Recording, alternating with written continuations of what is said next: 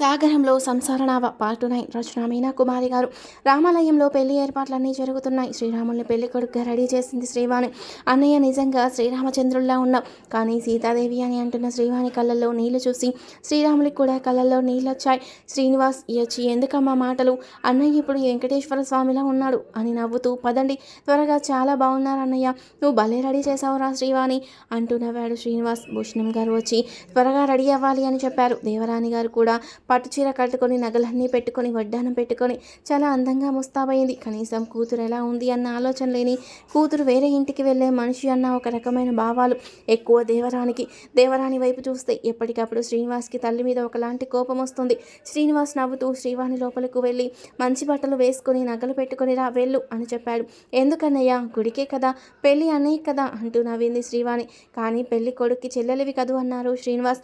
లేదన్నయ్య, వదిన గుర్తొస్తుంది, నేను అలా రెడీ అవ్వలేను, నగలన్నీ పెట్టి మంచి బట్టలేసి చక్కగా జడలు వేసి రెడీ చేసేది నన్ను వదిన, అవి గుర్తొస్తాయి నాకు అంటున్న శ్రీవాణి వైపు అలాగే చూసి బాధపడ్డాడు శ్రీరామ్. వదిన నాకు కానుకగా ఇచ్చింది, ఇది చాలు అంటూ వసుంధర ఇచ్చిన హారాన్ని వేసుకుంది శ్రీవాణి. నేను వెళ్ళనమ్మా పెళ్ళికి అన్నది అలివేలు. ఏమ్మా రెడీ అవ్వు చెప్పారు దేవరాణి గారు, మళ్ళీ కోపగించుకుంటారన్నది అచ్చమ్మ. ఏమీ లేదమ్మా, బయట ఎవరైనా ఉంటే అందరి ముందు ఏదో ఒకటి తిడుతూ మాట్లాడుతుంటారు అన్నది అలివేలు. అబ్బా అందమైన నా మరదల అంటూ తన తోటలో పూచిన మల్లెపూలు అంటూ మల్లెపూలు మాలలు కట్టి అలివేలు జడకి అందంగా చుట్టింది జ్యోతి లోపలికి వెళ్ళి తన పెళ్లి పట్టు చీర తెచ్చి ఇచ్చింది. చక్కగా కట్టుకో, పెళ్లికి వెళ్ళు ఆడపడుచుని చక్కగా ముస్తాబు చేసింది జ్యోతి. అయ్యో వదిన, వద్దు వద్దు అంటున్నా కూడా చక్కగా ముస్తాబు చేసింది. ఇంతలో దేవరాణి మనిషిని పంపింది. వెంటనే అలివేలును తీసుకురావాలి, పాప ఏడుస్తుంది అంటూ. ముందు నువ్వు వెళ్ళమ్మా, మేము తర్వాత బండిలో వస్తామని చెప్పింది అచ్చమ్మ. అలివేలు అప్పటికే ముస్తాబై ఉండడంతో హడావిడిగా వెళ్ళింది. డ్రైవర్ తీసుకొని వచ్చిన కారులో రామాలయం దగ్గర హడావిడిగా ఉంది. పెళ్లి కొడుకు పీటల మీద కూర్చున్నాడు. పెళ్లి కూతురు వాళ్ళు ఇంకా రాలేదు అని అనుకుంటూ ఉన్నారు. ఇంతలో కారులో నుండి దిగుతున్న అలివేలును చూసి అందరూ పెళ్లి కూతురు అనుకున్నారు. గిల్టు నగలు పెట్టింది జ్యోతి, అందుకే మెరిసిపోతుంది అలివేలు. ఆడపడుచుని తన మనసుకి నచ్చినట్లు అలంకరించి ఆనందించింది. ఆ అలంకారాన్ని అసలు అలివేలు అద్దంలో కూడా చూసుకోలేదు. అక్కడే వేరే వాళ్ళు అలివేలు పాపాయి కోసం హడావిడిగా గుడిలోకి వస్తుంటే పంతులు గారు, పాపను తర్వాత చూడొచ్చు, పీటల మీద కూర్చోమ్మా అని చెప్పారు. అదేమిటి అన్నట్లు ఆశ్చర్యపోయింది అలివేలు. ఇంతలో అక్కడికి పెళ్లి బృందంతో వచ్చిన త్రిపుర ఆ మాటలు వింటూ అలివేలు వైపు కోపంగా చూసింది. ఇంత అందంగా ఉంది, ఎవరిది అనుకుంది. పాపని తీసుకుని ఎత్తుకుంటూ ఉంటే శ్రీరాములు జాగ్రత్త అలివేలు అని చెప్పడం విన్నది. ఎవరు అని అడిగితే పక్కన ఒకరు పని మనిషి అని చెప్పారు. పని మనిషి అయితే పూల జడ వేసుకొని పట్టుచీర కట్టుకుంది, నగలు కూడా పెట్టింది. ఒకవేళ ఈ పెళ్ళి ఆపి దాన్ని కానీ పెళ్లి చేసుకుంటాడేమో, ఏముంది, ఒకదాన్ని చేసుకొని చంపాడు, మళ్ళీ అందంగా ఉన్నాడు కదూ, అందుకే అందగత్త కావాలేమో. ఇంత అందంగా ఉంది అయితే దీంతో శ్రీరాములకి సంబంధం ఉండే ఉంటుంది. ఇంత అందగత్తెను పావని చూసే వంకతో ఇంట్లో పెట్టుకొని కొలుకుతున్నాడు కాబోలు, విధవ జన్మ అనుకుని తిట్టుకుంటూ వీళ్ళ భరతం పట్టాలి అన్నట్లుగా పెళ్లిపీటల మీద ఎడంకాలితో దాటుతూ కూర్చుంది త్రిపుర. పంతులు గారు కోపంగా చూశారు త్రిపుర వైపు.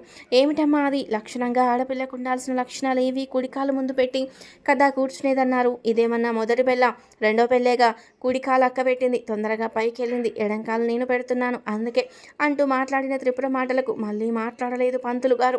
శ్రీనివాస్ అలాగే చూస్తుంటే ఎందుకో త్రిపుర ముఖం వైపు చూసి, వదిన ఎంతో సౌమ్యంగా అందంగా ఉండేది, ఈ మందం లేకపోతే పోయింది. ఆ కళ్ళల్లో ఏదో రౌద్రం కనిపిస్తోంది, ఆ మాటల్లో ఏదో ద్వేషం కనిపిస్తుంది, ఆమె ముఖంలో శాంత భావాలు లేవు. ఎందుకలా ఉంది అనుకుంటూ ఉండగానే జీలకర్ర బెల్లం పెట్టించారు పంతులు గారు. ముహూర్తం ముంచుకు వస్తుందని శ్రీరాములు తల మీద పెట్టిన త్రిపుర చెయ్యి కాస్త ఫాస్ట్గా నొక్కేసరికి ఆశ్చర్యం కలిగింది శ్రీరాములకి. వసుంధర చెయ్యి పెట్టిన ఒత్తిడి కూడా కలగలేదు తనకు. ఈ అమ్మాయి కాస్త చిన్న అమ్మాయి, ఏమీ తెలియక ప్రవర్తిస్తుందేమో, మాట తీరు కూడా వింతగానే ఉందనుకున్నాడు శ్రీరాములు. పెళ్లి జరుగుతున్నంతసేపు అలివేలు వైపు చూస్తుంది. అలివేలు దగ్గర ఉన్న పాపను శ్రీవాణి తీసుకోవడం, ఆ తర్వాత శ్రీనివాస్ తీసుకోవడం, మళ్ళీ ఆ పాపను అలివేలుకు ఇద్దరు అందివ్వడం చూసి అసలు పని మనిషి ఎవరో, ఇంట్లో మనుషులు ఎవరో తెలియకుండా ఉంది. అందరికీ అలవాటే అనుకుంటా ఇది, అన్నదమ్ములకు భావి వరస ఉన్నట్టు లేదు అనుకుంది. అలా అనుకోవడానికి కారణం, పాపని అందిస్తున్నప్పుడు అలివేలు చేతి గాజుకి శ్రీనివాస్ షర్టు చేతి గుండి తగులుకుంది. అప్పుడే పంతులు గారు మంగళసూత్ర ధారణ కావించారు. మాంగళ్యం తంతునామేనా అంటూ మంత్రాలు వినిపిస్తున్నాయి. మాంగళ్యం తంతునానేనా అంటూ మంత్రాలు వినిపిస్తున్నాయి. ఈలోపు వీరిద్దరికి పడిన బంధం విడదీయడానికి అవస్థపడుతుంటే శ్రీవాణి నవ్వుతూ వచ్చి విడదీసింది. అప్పటికే మంగళసూత్ర ధారణ పూర్తయింది. శ్రీనివాస్ అక్కడికి వెళ్ళి చూశాడు. ఆదిశేషయ్య గారు ఎంతో కోపంగా చూస్తున్నారు. వసుదమ్మ గారు కన్నీళ్లతో ఒక పక్కనే కూర్చున్నారు. ఎందుకో శ్రీనివాస్కి ఏదోలా అనిపించింది. పెళ్లి జరుగుతున్నట్లుగా అనిపించలేదు. ఏదో జరగరానిది జరుగుతున్నట్లు మనసుకు తాకింది. ఎందుకు ఇలా అనిపిస్తుంది అనిపించింది శ్రీనివాస్కి. త్రిపుర కళ్ళు పాప వైపు కూడా కోపంగా చూడడం గమనించాడు శ్రీనివాస్. ఏమిటి తను అలా ఉంది? వదినకు సొంత చెల్లలే కదా అనుకున్నాడు శ్రీనివాస్. శ్రీవాణి దగ్గరికి వెళ్ళి త్రిపుర దగ్గర ముచ్చటగా కూర్చొని ఆమె జడ శ్రీరాములు నల్ల పూసలు వేస్తుంటే పక్కకు జరుపుతుంటే అక్కర్లేదు అంటూ గట్టిగా చెప్పింది త్రిపుర. అంతే కొంచెం భయంగా వెనక్కెళ్ళింది శ్రీవాణి. ఆ మాటలు విన్న శ్రీరాములు ఆశ్చర్యపోయాడు. శ్రీనివాస్ కూడా ఒక రకంగా అనుకున్నాడు. అలివేలు త్రిపుర ముఖం చూస్తూ ఏమిటి ఏమో కరెక్ట్ కాదు అని మనసులో అనుకుంది. పాపాయి సంగతి ఏమిటో అనుకుంది ఆశ్చర్యంగా అలివేలు. అచ్చమ్మ వాళ్ళు వచ్చేసరికి పెళ్లి జరగనే జరిగిపోయింది. తినడానికి వచ్చారా అన్నది దేవరాని. లేదమ్మా, బండి మధ్యలో ఆగిపోయింది, అందుకే ఆలస్యం అయ్యింది అంటూ కొత్త జంటకు అక్షింతలేసి వెళ్ళిపోయారా దంపతులు. అలివేలు కూడా వాళ్ళతో వెళ్ళబోతుంటే పాప ఏడుస్తూ ఉంది. పాప నీ దగ్గరుంచు, సాయంత్రం తెచ్చుకుంటాం వచ్చి అని దేవరాని చెప్పడంతో పాపను తీసుకెళ్లింది అలివేలు. రామాలయంలో శ్రీరాములకి త్రిపురకు కళ్యాణం జరిగిపోయింది. శ్రీవాణి ఇద్దరు అలాగే కూర్చున్నారు పక్క పక్కన. త్రిపుర, మేము వెళ్ళి వస్తాము, మీ అక్కలాగా నువ్వు కూడా ఆ కొంపలో పడి అడ్డమైన చావుకు జాగ్రత్తగా ఉండు, అదే నేను కోరుకునేది అంటూ ఆదిశేషయ్య గారు వసుదమ్మను గట్టిగా పిలిచేసరికి ఆమె కూడా భయపడుతూ వెళ్ళింది భర్త వెనకాల.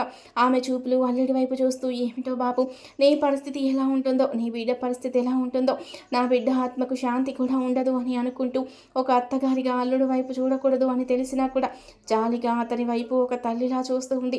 అంతేకాని త్రిపుర వైపు ఒక్కసారి కూడా చూడలేదు వసుదమ్మ.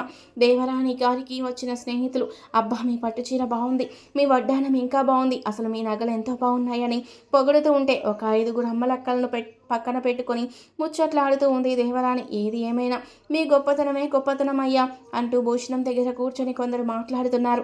కొత్త జంటతో మిగిలిన కార్యక్రమాలు చేయిస్తున్నాడు పంతులు గారు. తలంబ్రాలు వేసుకోండి అని చెప్పినప్పుడు తలంబ్రాలు శ్రీరాములు త్రిపుర తల మీద వేశాడు. అతనిలో ఏ భావనలు లేవు. పంతులు గారు చెప్పినట్లు యాంత్రికంగా చేస్తున్నాడు త్రిపురను. తలంబ్రాలు వెయ్యమంటే శ్రీరాములు తనకు అందనట్లుగా అతని కళ్ళల్లోకి విసిరేసింది త్రిపుర. అబ్బా అన్నాడు శ్రీరాములు.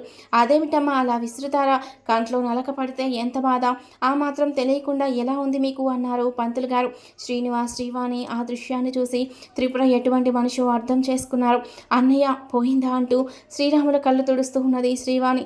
చెప్పులోని రాయి, చెవిలోని జరిగ, కంటిలోని నలుసు, కాలిలోని ముళ్ళు, ఇంటిలోని పోరు ఇంతింత కాదయ్యా అన్నట్లు ఉంది శ్రీరాములు రాబోయే నీ జీవిత పరిస్థితి అనుకున్నారు పంతులు గారికి పూర్తిగా అర్థమైపోయింది త్రిపుర పద్ధతి. ఆయన ఎన్నో పెళ్లిళ్ళు చేసిన వాడు. కళ్ళు తుడిచినా కూడా పసుపంటుకొని బగ్గున మండిపోతున్నాయి. కళ్ళు ఎర్రగా వచ్చేశాయి. కళ్ళల్లో శ్రీరాములకి కంటి నీరు వస్తుంది. అది వంకగా తన మనసులో కొలువై ఉన్న దేవత లాంటి తన భార్యను గుర్తు తెచ్చుకొని మౌనంగా రోధిస్తున్న శ్రీరాములకి కళ్ళు తేటపడ్డాయి. కళ్ళల్లో మంటలు పోయాయి. వసుంధర, నీ ఆలోచనలతో నా కళ్ళలోన బాధ పోయింది అని అనుకుంటూ మనసులో బాధ తెరలుగా వస్తుంటే కళ్ళు తుడుచుకున్నాడు శ్రీరాములు. వీడియో చూసే ముందు ప్లీజ్ అండి వీడియోకి తప్పకుండా ఒక లైక్ చేయండి. ఇంతవరకు నేను చూడని దృశ్యం చూశాను బాబు. పెళ్లి కొడుకు పెళ్లి పీటల మీద ఇలా కన్నీరవ్వడం ఆశ్చర్యం.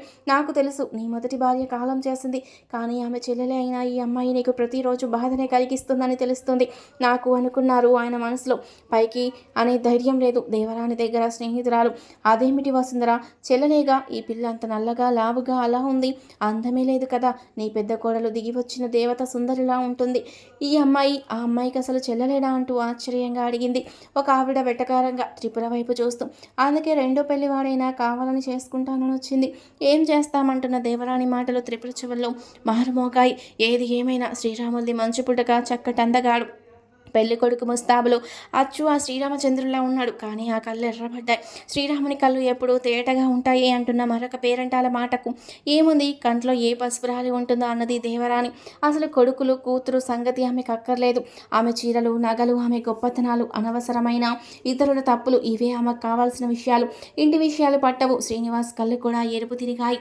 అలాగే శ్రీవాణి కళ్ళు ఎర్రబడ్డాయి. వారి మనసులు అలా బాధగా మూలుగుతున్నాయి. పిల్లల ముగ్గురి మనసుల్లో కూడా ఆవేదన రగులుతుంది. కానీ తల్లిదండ్రులు మాత్రం తమ గొప్పతనాలకు పెద్దగా వెటకారంగా నవ్వుతూ ఉన్నారు. భగవంతుడా, ఇటువంటి తల్లిదండ్రులు ఎవ్వరికీ ఉండకూడదనుకున్నారు పంతులు గారు.